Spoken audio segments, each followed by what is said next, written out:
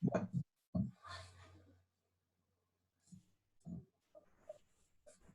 ahora les voy a mostrar, después que hagamos un recrédito, les voy a buscar un libro que tiene, un manual en realidad que tiene modelos de biela para algunas cosas, para mostrar un ejemplo de aplicación concreta.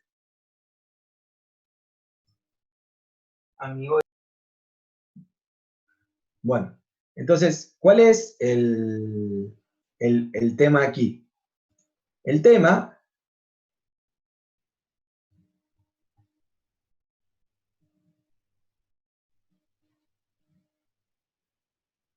voy a dar un minutito más que...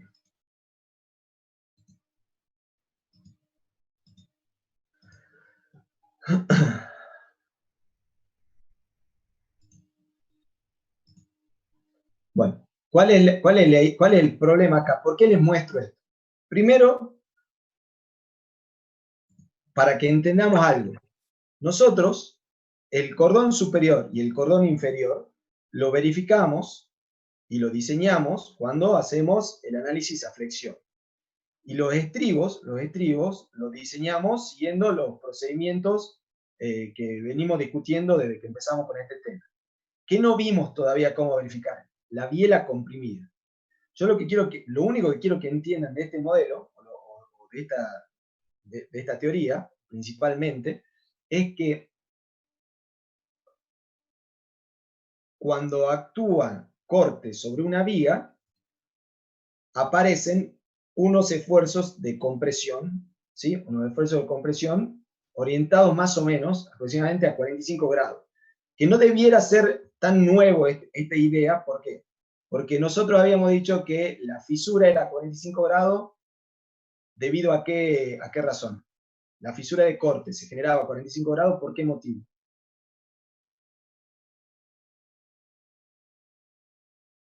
Por la orientación de las tensiones. Porque es la orientación de las tensiones principales de tracción. Pero si nosotros tenemos tensiones principales de tracción en una dirección, si nosotros tenemos tensiones principales de tracción en esta dirección, entonces en la dirección ortogonal tendremos que tener tensiones de compresión. ¿Estamos de acuerdo o no? Entonces, lo que nosotros hicimos hasta ahora es ver cómo resolvemos el problema de absorber estas tensiones de tracción. Pero no dijimos nada de qué verificaciones tenemos que hacer sobre estas tensiones de compresión. ¿Me siguen? Bien, entonces eso yo quiero que les quede claro y ya vamos a ver cómo se verifica. Pero además de eso, quiero aclarar otra cuestión, que es la siguiente. Hasta ahora nosotros hemos dicho, todo lo que hemos dicho, de corte y de flexión, se basa en el supuesto de que es válida la teoría de Bernoulli. Ahora, para que la teoría de Bernoulli sea válida, las vigas tienen que ser esbeltas. ¿Qué quiere decir que tienen que ser esbeltas? Tienen que ser mucho más largas que cualquiera de sus secciones transversales. ¿Qué pasa si eso no se verifica? Bueno, si la sección no es esbelta, entonces no es válida la hipótesis de Bernoulli y nada de lo que hemos visto hasta ahora es aplicable. ¿Me siguen o no? Entonces, por ejemplo, acá tenemos una viga típica de Bernoulli. Y acá tenemos una viga típica que no es de Bernoulli, que es una viga corta, donde la relación de la altura con respecto a su luz está entre 1 y 2, por dar un valor. ¿Entienden? En este tipo de elementos, cuando nosotros aplicamos una carga, la distribución de tensiones no tiene nada que ver con la distribución de tensiones de Bernoulli que habíamos hablado, y tampoco es válido pensar que hay un esfuerzo de corte medio que se puede calcular como la fuerza que está actuando sobre la sección dividido el área. ¿Por qué? Porque cuando nosotros tenemos un elemento como este, las tensiones tienen distribuciones que generan mecanismos de resistencia diferentes. Por ejemplo, aquí, ¿qué tenemos? Acá tendremos una biela comprimida que va directo desde el punto de aplicación de la carga hasta el apoyo. Esta biela comprimida nosotros no la tenemos en este tipo de viga. ¿Se dan cuenta? Entonces, el mecanismo de resistencia de estas vigas cortas es diferente porque no son vigas de Bernoulli y no debieran ser diseñadas de acuerdo a las teorías y a los métodos que nosotros estamos estudiando hasta este momento. Entonces, la pregunta ahora es, ¿y cuándo una viga comienza a ser esbelta? ¿Cuándo podemos considerar que una viga es esbelta? Y eso más o menos se aclara, más o menos, yo sé que nos va a variar un poquito, más o menos se aclara en este gráfico que está discutido en el libro de MacGregor. Fíjense que este gráfico lo que nos muestra es, supónganse que tenemos una viga que tiene una sección y una sección fija, ¿sí? La sección B por H es constante y la cantidad de acero es constante. Entonces, si la sección es constante, es una sección definida, y la cantidad de acero es definido, el momento nominal de esa sección es único. ¿Estamos de acuerdo con eso o no? O sea, una sección que tiene una determinada cantidad de acero tiene un valor de momento nominal, una resistencia que puede resistir. Entonces, acá lo que tenemos es, primero, una línea que nos muestra el momento nominal, ¿sí? La variación del momento nominal con respecto a el largo de la viga sobre la altura, o sea, una medida de la esbeltez. El largo de la viga, el largo, sobre la altura de la viga. ¿Sí? Entonces, fíjense que si y acá tenemos tres rangos de elementos estructurales. Uno muy corto, uno corto, uno esbelto y uno muy esbelto.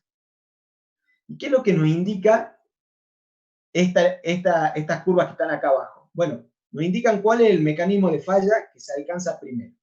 El mecanismo de la curva que está más abajo, ¿sí? Es el mecanismo de falla que se alcanza primero. Entonces, por ejemplo, si nosotros tenemos una viga muy esbelta, una viga muy larga, el mecanismo de falla que se alcanza primero es el mecanismo de resistencia por flexión y después se alcanza el mecanismo de resistencia por corte. O sea, una viga muy larga y bien diseñada, primero va a fallar por flexión y después va a fallar por corte. Ahora, si la viga es esbelta, o sea, tiene una relación de largo y alto menor a 6,5, entre 2,5 y 6,5, entonces ya eso cambia la capacidad a flexión de la viga, ¿sí? Digamos, a medida que nosotros vamos cargando la viga, agotamos su resistencia al corte antes de llegar a agotar su capacidad flexional. Y el mecanismo de resistencia que genera la falla al corte es el mecanismo de corte por flexión, de fisura inclinada. Ahora, si la viga es corta o muy corta, o sea que tiene una relación alto, largo, menor a 2,5, perdón, largo, alto, menor a 2,5, entonces el mecanismo de falla que controla el componente de esa viga, o el mecanismo de falla que se alcanza primero, es el mecanismo de falla por compresión en el alma. Conclusión de esto. Lo que nosotros aprendemos a hacer hasta acá, en teoría, es válido solamente si la relación largo, alto, la viga es mayor a 6,5. O sea, si tenemos una viga de 50 centímetros, esa viga de 50 centímetros recién va a ser viga de Bernoulli si tiene una luz de 6 por 5 de 3 metros. ¿Me entienden? Un poquito más. Alto sobre largo tiene que ser 6,5, o sea que esa es la relación de luz. Ahora, si la viga tiene una relación de altura largo menor, bueno, tenemos que tener cuidado porque el mecanismo que va a controlar la falla, la capacidad de esa viga es el mecanismo de corte y ya no son válidas las hipótesis de Bernoulli. Si usted le pregunta a la doctora Najim o al doctor Quintero, alguno de ellos, ¿cuándo una viga comienza a ser viga de Bernoulli? Ellos te van a decir cuando la relación entre el largo y el alto de la viga es mayor a 10, te dicen ellos. ¿Ven? Yo no sé por qué acá en el libro de MacGregor dice 6,5. De cualquier manera, eso se podría determinar de manera experimental. Digamos, podemos hacer miles de ensayos y ver en qué momento se pierde la hipótesis de Bernoulli, o sea, en qué momento la sección es plana, deja de ser plana cuando se aplica una carga sobre la sección. Y entonces, ¿qué tendríamos que hacer nosotros? Bueno, si una viga no es esbelta, o sea, la relación está entre el largo de la viga y la altura es menor a 6,5, entonces debiéramos de manera obligada aplicar uno de estos métodos de análisis de bielas. ¿Me entendieron eso o no? Básicamente, vamos a hacer en una sola frase un resumen de esto. Si las vigas son esbeltas, entonces todo lo que vimos hasta ahora, dedo para arriba. Si las vigas no son esbeltas, son vigas cortas, todo lo que vimos hasta ahora, dedo para abajo. No se puede aplicar, en teoría. ¿Por qué? Porque nosotros somos ingenieros, muchachos. Entonces, la verdad es que muchas veces nosotros sabemos que esto no se puede aplicar, igual lo aplicamos, ¿no es cierto? Les voy a dar y les doy ejemplos prácticos. Supongan un edificio. A ver, tírenme en un edificio de 10 pisos. Díganme, ¿qué piensan ustedes? ¿Qué altura tendrán las vigas en un edificio de 10 pisos? ¿De qué sección serán las vigas de un edificio de 10 pisos? Más o menos. 20 por 30, 60 por 80, 1,20 por 2,40, no sé. Lo que hayan visto. Deben haber visto en algún edificio una mocheta, en una viga más o menos, o en la universidad, en la mocheta que hay en la universidad.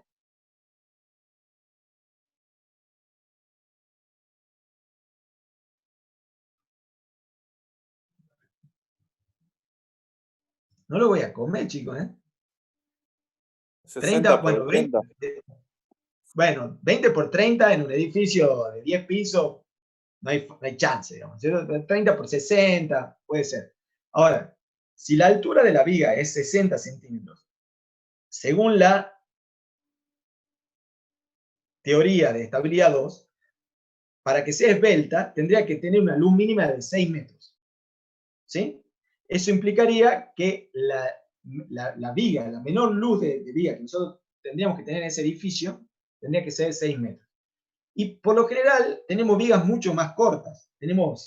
A ver, las vigas en los edificios se ponen más o menos donde hay muros, y acuérdense que las dimensiones de los departamentos son cada vez más chiquitas, digamos. Entonces tenemos más o menos un muro cada 4 metros, cada 5 metros clavamos una viga. Pero además, hay veces que tenemos pasillos. Y por ejemplo, en un lado y del otro lado del pasillo tenemos una viga. Entonces ahí tenemos una viga que tiene 60 centímetros de alto y capaz que 1 metro de largo.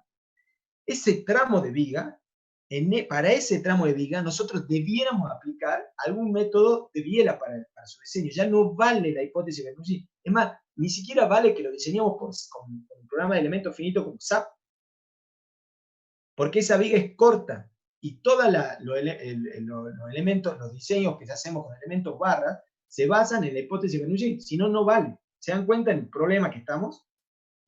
Ahora, ¿qué hacemos nosotros?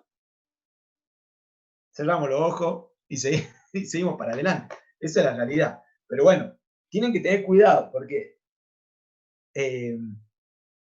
hay en algunos casos donde hay gente que está revisando eso y cuando te toca a alguien que te revisa, alguien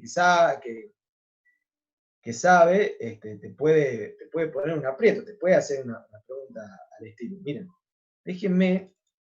¿Profe? Sí. Entonces, al final nosotros consideramos de 10 o de 6,5. Mirá, te soy honesto, es lo mismo, digamos, porque lo que yo te estoy diciendo es que en términos prácticos, nadie está viendo esto en estructuras fortificadas, ¿sí? Es una limitación que no estaríamos respetando, te lo garantizo, porque he visto montones de planos y nadie, en ninguno de esos planos te puede asegurar por cómo trabaja toda la gente de aquí. Aquí, en otro lado, digamos, es muy difícil. Imagínense un edificio completo de 20 pisos que tiene miles de vigas, si nosotros tenemos que aplicar un modelo de biela solamente para algunos tramos de viga y para otro lado de viga no. Bueno, lo que pasa, ¿por qué le digo esto? porque cuando uno sabe que algo no se puede hacer, entonces uno puede discutir con uno mismo y decir, bueno, yo voy a seguir avanzando por acá, pero cuando vaya a diseñar ese elemento, voy a hacer otras verificaciones, porque yo sé que ahí estoy aceptando algo que no es verdad. Entonces yo, ¿por qué les digo esto? Primero, para que lo sepan, ¿sí? Para que lo sepan. Y segundo, para que el día de mañana, cuando les toque, se preocupen y investiguen un poquito más. Realmente escapan al alcance de la materia, discutir con profundidad los modelos de Viena.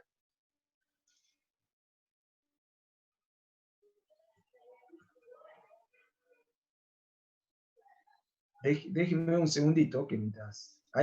no sé si me entienden por qué se los digo y por qué cierro los ojos también cuando se los digo. Si no lo ves, no es ilegal. ¿Ah? Si no lo ves, no es Bueno, ilegal. hasta que la estructura no se caiga, no pasa nada. ¿Qué pasa?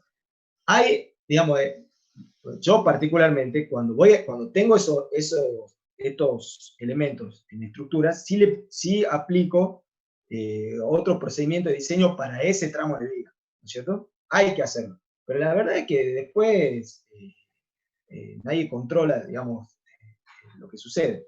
Entonces lo único que cambiaría sería la forma en que verificamos después. No. Bueno, Si en principio no, considero... digamos. En principio no.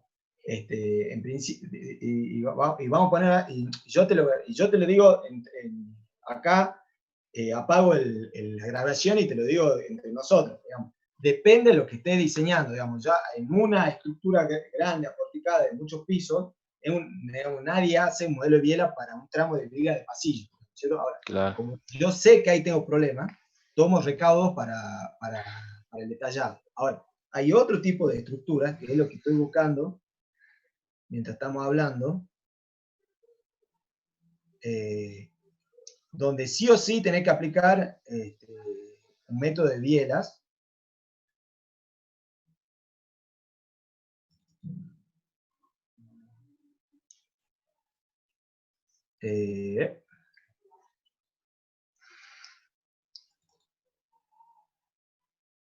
Dame un segundo que estoy buscando un...